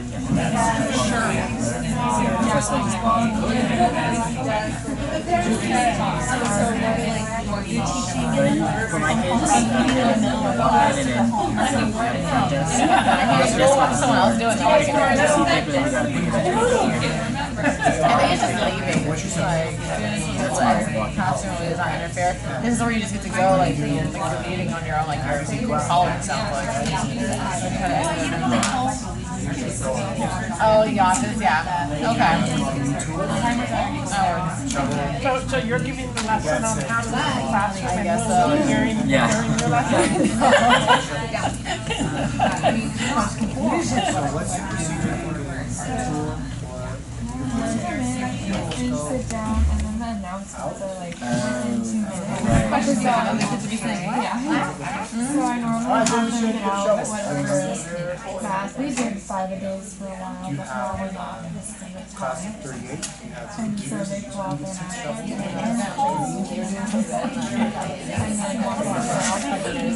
one class? Injury is not a problem as much as You got 90 shovels? 90 microscopes? Right. What does that even do? What is it? You gotta pretend. That's what we do? Okay. How do you rotate stages? Yeah, there's like no warning. Did we do that last year? We did? Well, we did. How do you rotate? That's because I do the work. Okay, I'm all like, Did we do that last year? We did?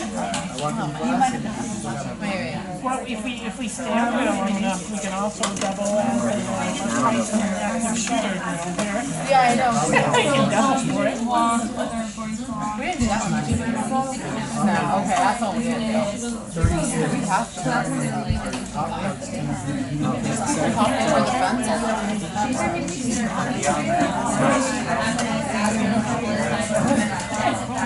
mean, either way, I'm thinking of the Yeah. My first year. Really, they did. They came to the thing and they talked. And They each didn't really one, get yeah, something. yeah. No. To practice. We practiced that 1 year, my first year, and then after that we never practiced. Except for the gate, a whole practice. And if you have the second, you say like embedding it now. Yeah, some of those kids absolutely gave ideas, and now they're You were alright. I got the stickers on the back of our cars now, and then we have the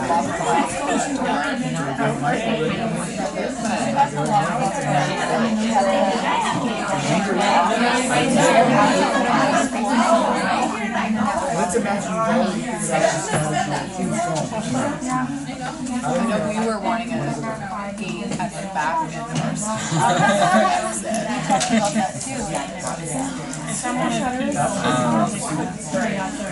Oh, that's why you were doing that. so they could see in case the Yeah. teacher was a cadet. Yeah. Right. Oh yeah, because your roads don't have the window, right? You're going. You do. Yeah.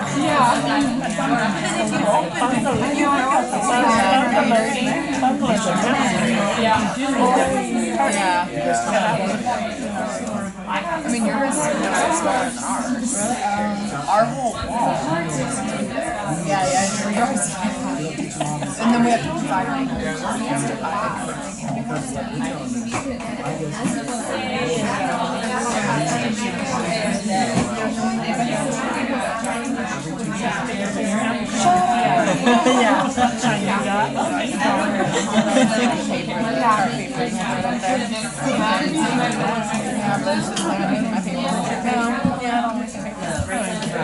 I gave up. The kids aren't asking. When the rain comes, maybe I'll hate it again.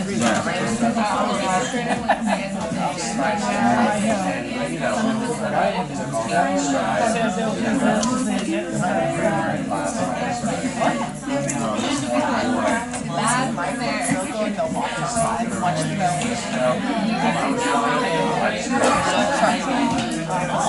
Yeah,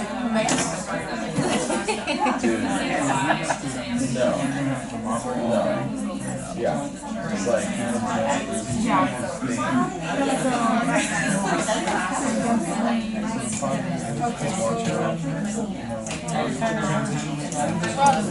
I'm like, I'm done. It was Monday. It felt like a Monday. It was just a Monday. It is a Monday.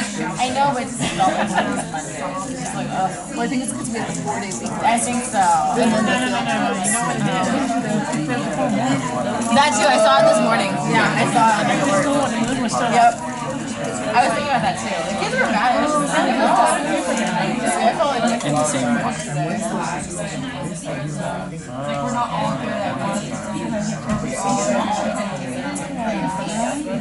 I don't know how he wants. Yeah, I don't know how he wants us. How many meeting more time? Questions. Okay. Keep working. One of you's going to be a teacher.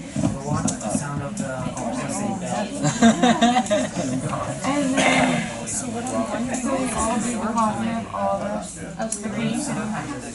the teacher's going to model positive, the teacher's going to model negative, the teacher's going to model that. That's only step one, modeling. And then Then we're going to lead them through the proper way to do this. And then you're going to tell them to do that. Maybe we watch someone go first. So we haven't gotten to step 2 and 3 yet. You're still working on step 1. And it's going to be fun. You watch. Kevin's already after. We didn't even have to say anything. You were like, alright. You thought you were going to be like, okay guys, get ready to go. that's what I was doing. I was about to volunteer too. He beat me right to it. I do the bad behavior? I gotta do all of it. And they do it?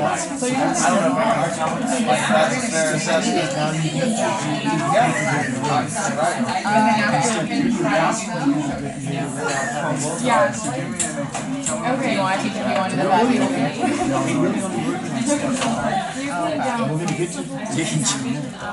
Well, my big thing is they're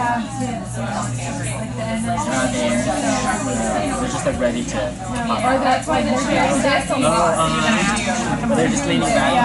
Yeah.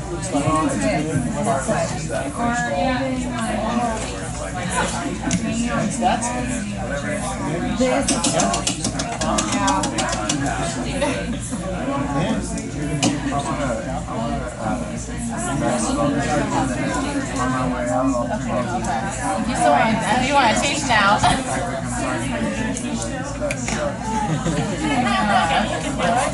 Or you can turn off the lights. I didn't want to. I just wanted to tell you to do.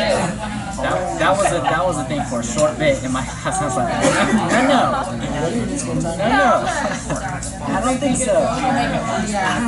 Just for the fun, yeah. There. Okay. Yeah. Yeah. My eighth graders are doing it too, but I was like, hey. I think so. Yeah. So you get two puppets. Oh, you could do that for almost like Mr. Puppy and Mr. Snail. like that. The dog one. Yeah, Mr. Snail. It's like you're almost It is pretty there, good. and then you're like, Or the songs, is it all online or? Okay, because I haven't. Or they are online too, though. Oh, straight in the neck. You have to like wait And I'm Right. and I'm like, okay, he's gonna go away now. I'm like, and I'm behind my back and like. See, I gave the puppy to one kid today, and he was the puppy and said everything was fine. Yeah, I did, and it worked. Like, that kid is a problem child, but he was like telling everybody what the behaviors they should be doing, so I was like, okay, At least you know what they look like. Oh, wow. You can't say he doesn't know. you're the one that caught the rest of the noise. Oh, dude, I'm like, no. And then, So, I think I'm going to shut we're doing our stuff, so I asked her, she's getting quiet, and then the music. Okay. Oh, you told her?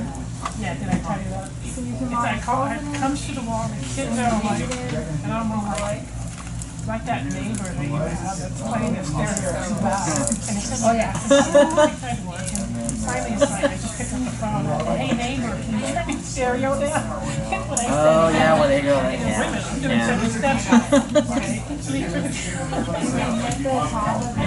yeah, they're just like jumping.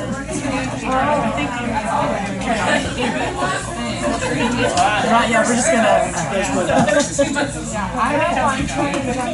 You guys ready back there? Alright, here we go, So, I think I went on all the tables, but I'll explain it again.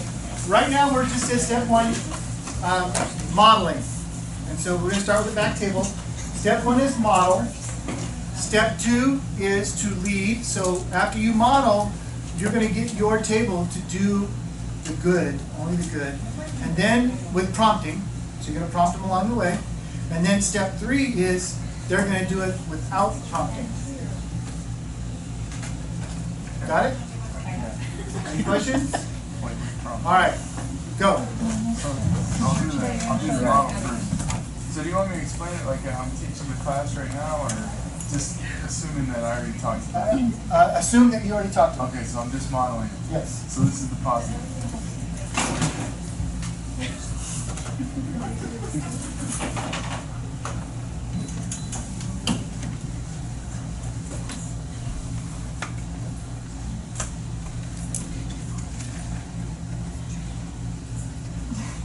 This is the positive. You left the room, that's very positive.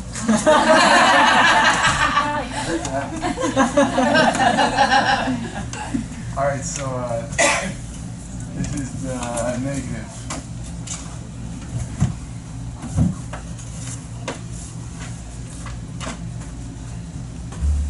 You could explain what you're doing as you want. Mr. Thornton, this class sucks.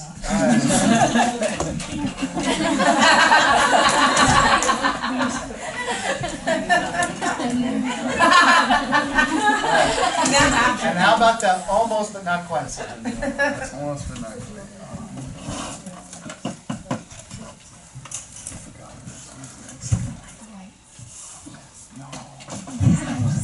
So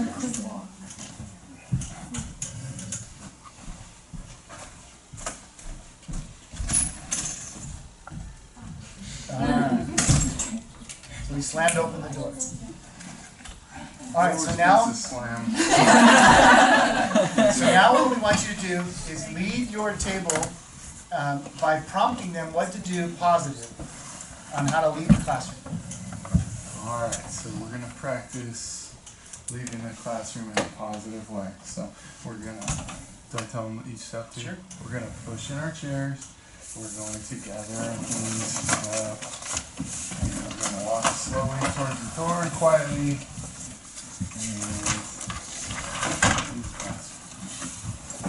High school students, you can give a list of directions. Could you do that in kindergarten? No. One at a time, right? I messed up. One at a time.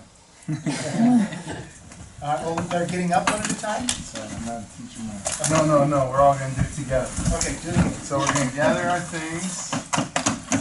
We're going to stand up, push in our chairs. And we're going to walk towards the door quietly.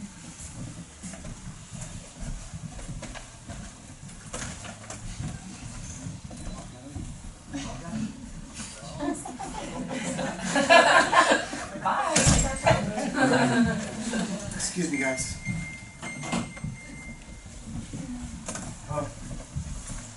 Hey. Let me, they haven't told me, they don't, You only need the positive. Oh, yeah. But then you have to do the test, so now you're not gonna, you're just gonna. Okay, so now now they're gonna do it without being prompted. Alright. So this is the test. Class dismissed. Okay, yeah, I was like, I'm waiting for something.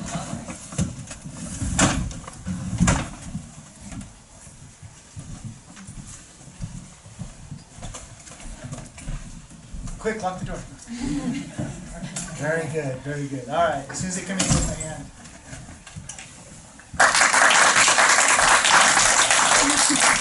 All right, and your table can pick the next table, except for the front, because they're still moving. You did the hard work, so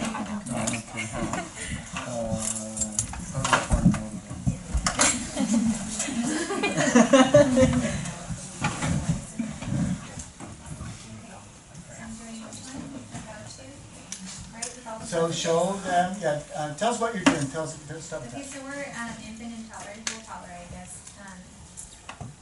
toddler class, and our goal is that we're teaching them how to clean up their toys. All right. So you're gonna model the right way, the wrong way, and the almost got it way. Okay, so this is the right way. So first, this is my visual. My legs. 5 minutos. Y luego vamos a limpiar. Vamos a hacer esto, and then we're gonna clean up.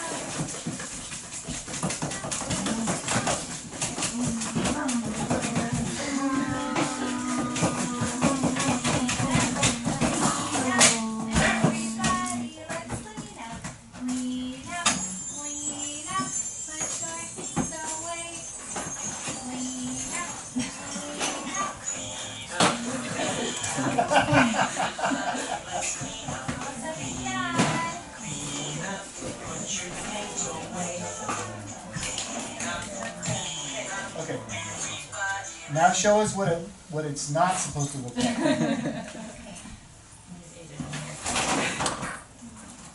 And you're actually pretending to be the student. So show us what it would look like if you were the student not cleaning up. Oh. That was the student not cleaning up? Oh. So play the song again. Show us how they would not look. Or just the teacher,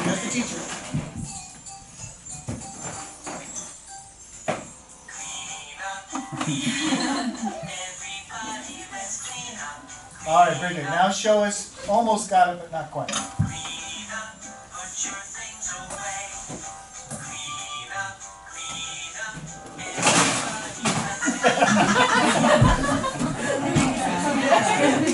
All right, now lead your table through the perfect cleanup. Prompt them to get it done. Grandma, we just did it. Now you did. Okay.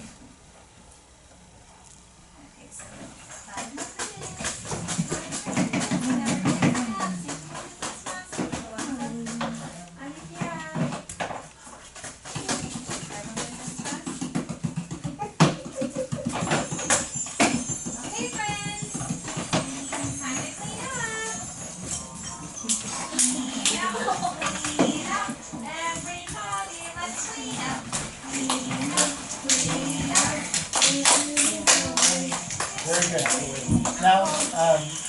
In their case, can she get away with not prompting them? No. Maybe in June, but I don't know. All right, pick another table, please, but not the front table because it's still working. Oh, any table that hasn't gone yet. Alright, so we're doing the same in the classroom. You wanna get that?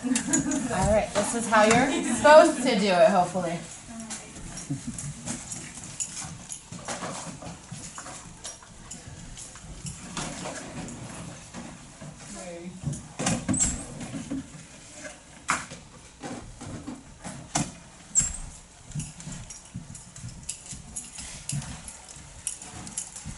Alright, that was the supposed to. This is the don't do.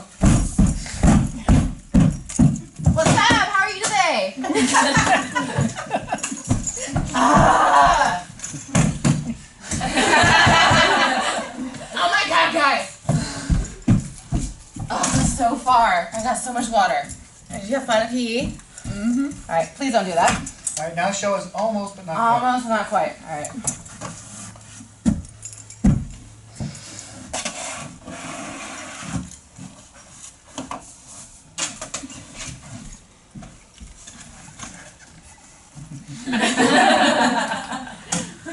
Not sure if it's junior high or first grade. Alright, now lead your group through prompting to do it right. Alright, so how do we do this the correct way, guys? How can we quietly get up to the door and go out? Let's see. Let's try.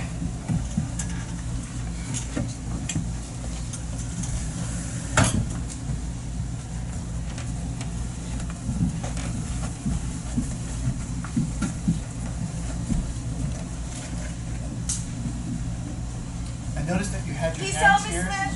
Do you want them to have their hands folded? No, not necessarily. Just don't touch your neighbors. Is that if that's an expectation, you have to teach them. All right, now do it without any prompting, other than saying you're dismissed.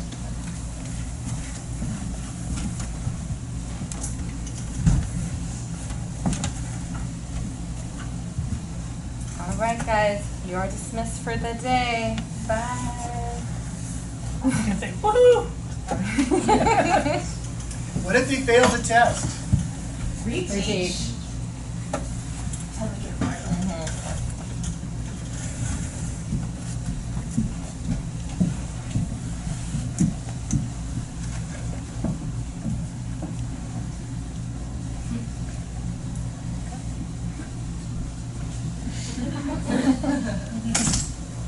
Give them a hand when they come in.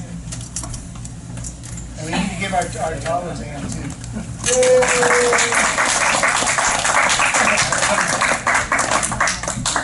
All right, take the next table. You have 3 tables in the front of you. Right here. Okay, so we are putting our Chromebooks back in the cart. So this is the correct way. Stand up, push your chair, 2 hands.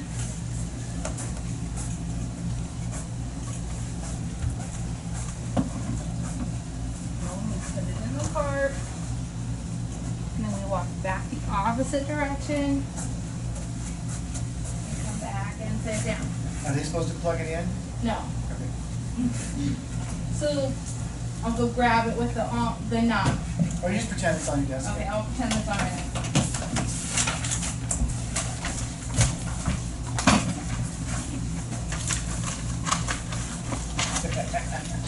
That's pretty real.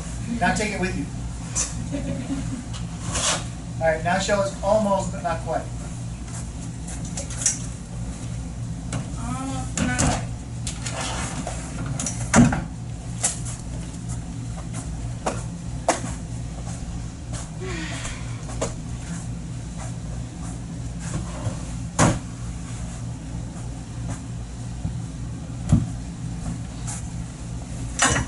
Now prompt your class to do it the correct way.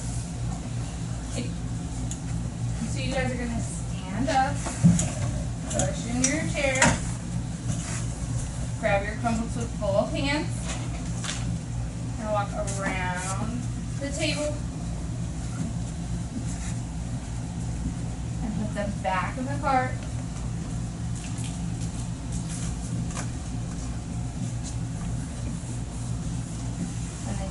I can have a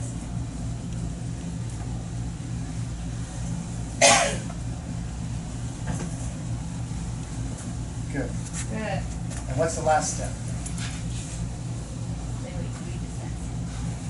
Usually. No, so when you model, Right. and then you teach, and then you Oh, have them do it. No test, problem. Yeah. right? So Okay. we'll skip that part, but yeah. So that would be the next step. Give me a hand.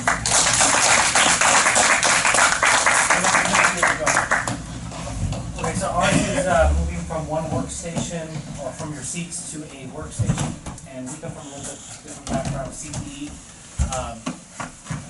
So the first step is we're going to prompt them with some music. When they hear the music, they have X amount of time, roughly about 30 seconds to a minute or so. We're not sure, we don't know how big our building's going to be. We're going to have 90 kids in our classroom with 3 teachers. So for a 2.5 to 3 hour block. So we're still trying to figure out what this looks like. But so we figure we'll play some music. They'll have about a minute or so to gather up their things, okay, whatever they're going to use for the whatever they're working on that day. They're going to leave the rest of their stuff there. Push your chair in, okay, and the music is playing this whole time. You're going to walk over to your workstation. Go ahead and take a seat and wait for one of the 3 teachers to come in and give you further instruction. That's what the proper way would be to do.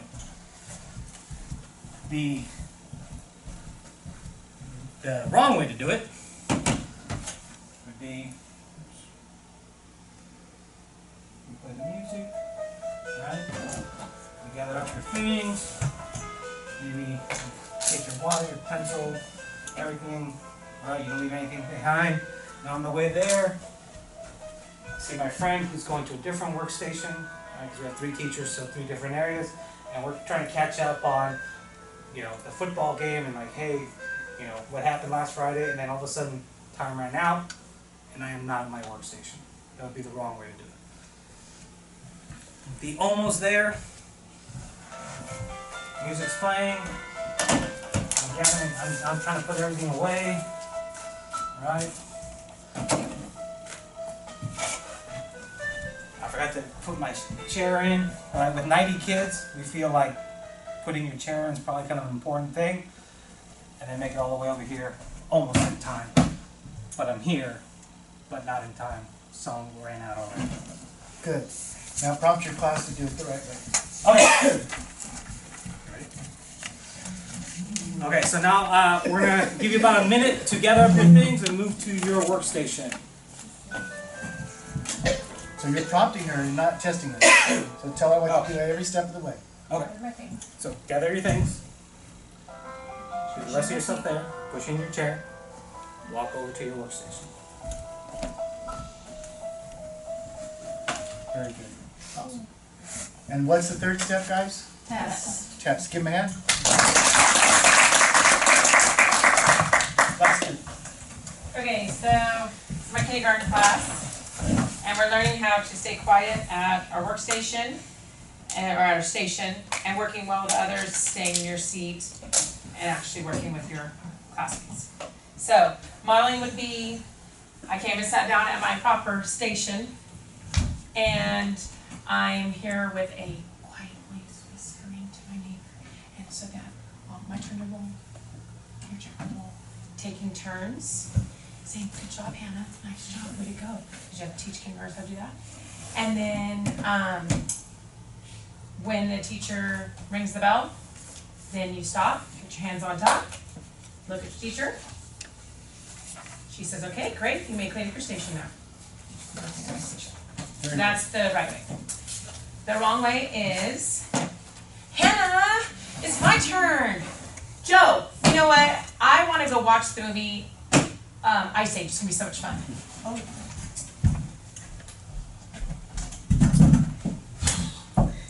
That's the wrong way. That's kindergarten. That's really getting mad.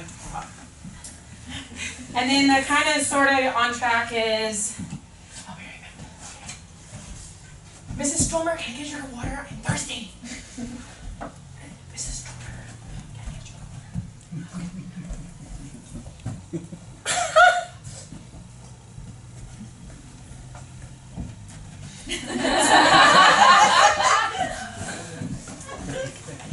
Because you know they check the teacher to make sure she's watching. So that's the, okay, so now Now you're gonna prompt. I'm gonna teach her.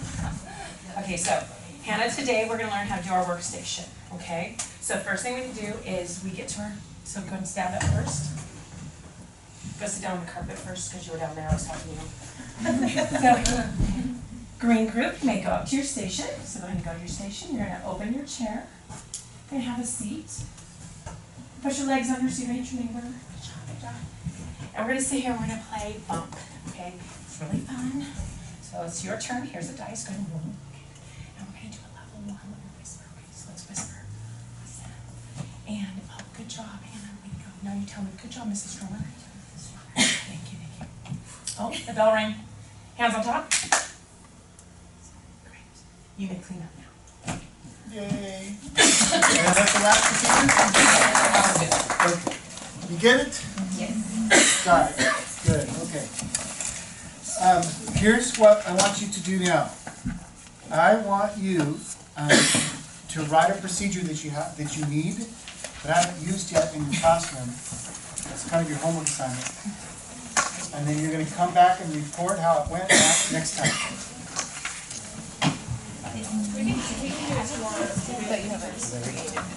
All right? So you need to think about a need that you have in your classroom. You're going to think about a procedure and how it's going to fix that problem, and then you're going to try to use it.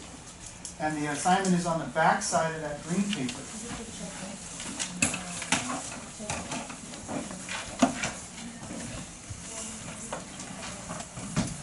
There are examples. You can use one in here if you want, if there's something in here that scratches an itch. Or you can create your own. You see the value of procedures. Good.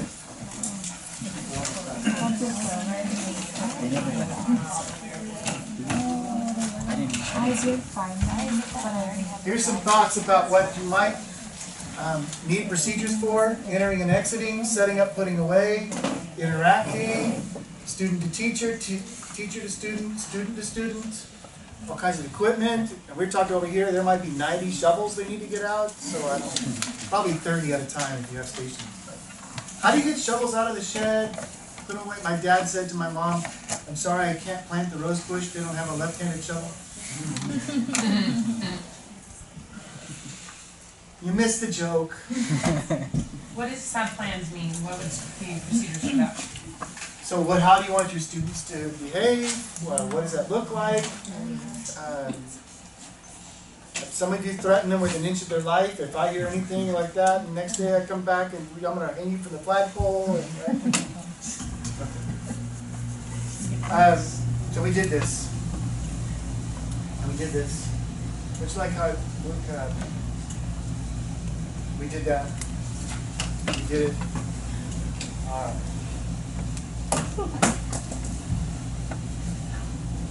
I said one. She wants. Wow, her expectations are different. She wants a list of 25 procedures you're already doing. Of the 25, choose 5 that need to that you feel are needed right now, and create 5 lesson plans for each of them. So she wants you to do 5 teach-tos. So I'm glad we looked at the slide. And I said 1, but they're going to change that. She wants how many? 5. So especially if you're taking the units, we want to see that. Fish?